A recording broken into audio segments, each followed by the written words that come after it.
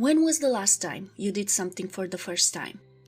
Working with adults and children alike, I noticed that the fear of making a mistake keeps them from opening their mouths to give an answer, even though, deep down, they know the right thing to say.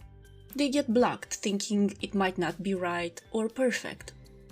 We learned in school that mistakes are punished and using a cheat sheet is graded with the lowest mark. What if I told you that in order to learn something new, a foreign language for example, we need exactly these two skills. First, to use cheat sheets and then to get it wrong as much as possible.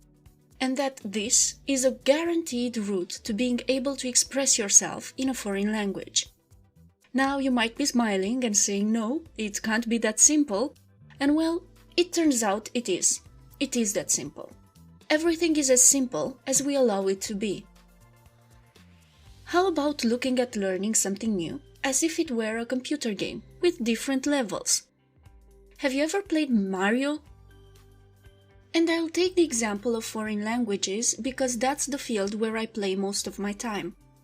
Let's say you've just started learning Spanish and you went to the first class and learned the alphabet, and the fact that double L is pronounced ya. So the sentence, "This is my key," would translate into "Esta es mi llave." Or you're learning German, and you find out that the verb in the main affirmative sentence is always placed second. That's its place. Good, now you're at ground level, 0. And from 0 to hero, or to fluency, you have a number of mistakes to make. What? Mistakes?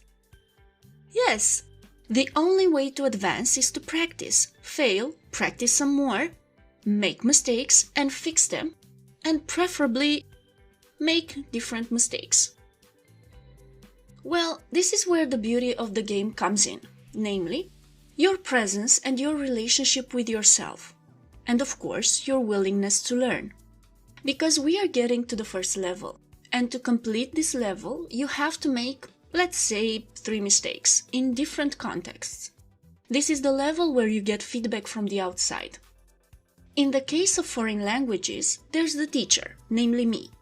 It might also be a friend you are practicing with or whomever you are working with to improve your current skills.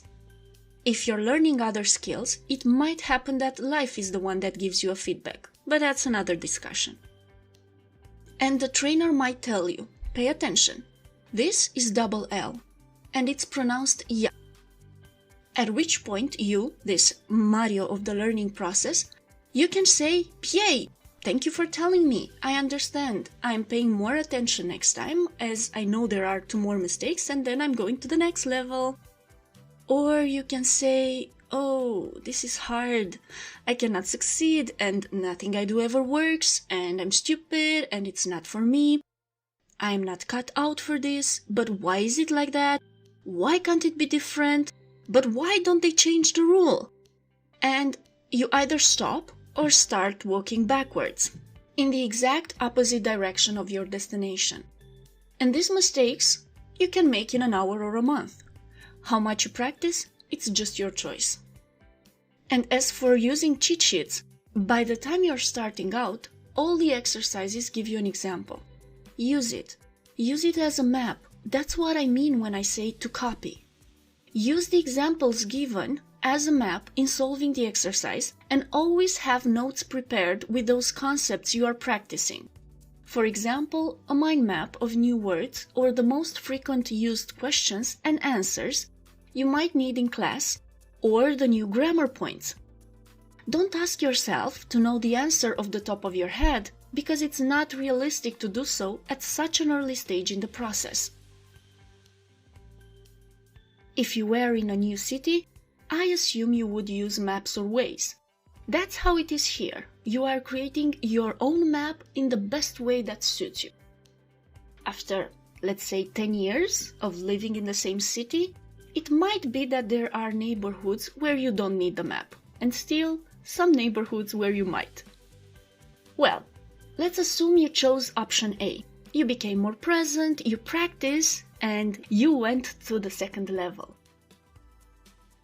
The second level is the level where you become aware.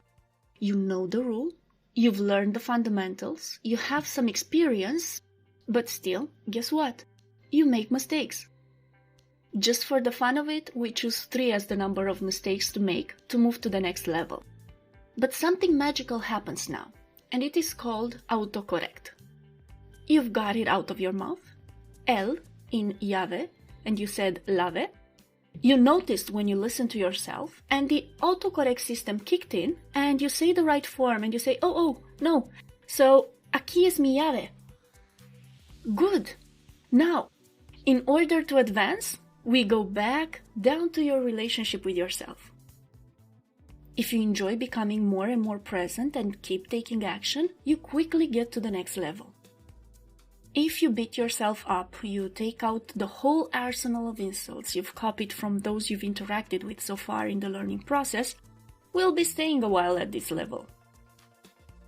And there are people who wander between the first and the second level a good long time, and learning becomes a torment, and they put in colossal efforts, and money and time, without feeling any joy, just frustration and torment, and they really want to give up.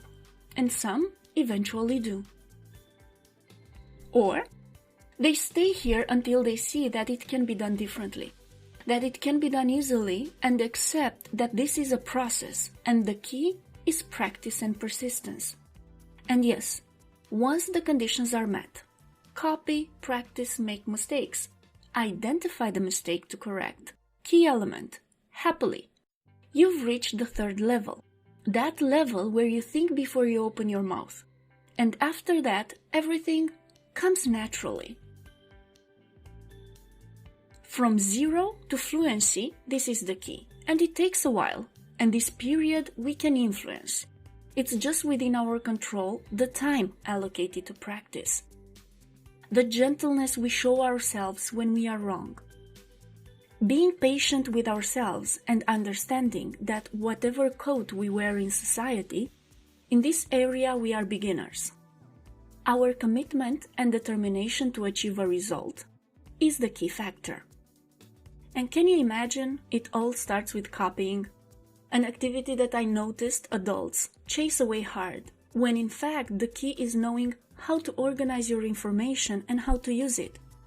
The important thing is what strategy and tools we use to benefit from it, because information is now much easier to access than ever before. And yes, to practice. And yes, to be wrong. Fail your way to fluency. How could this perspective improve your learning strategies? Leave a comment and let's find your best strategy together. As always, subscribe, follow, and share if you found anything of use in the video. May it serve us well. Until next time, Ela.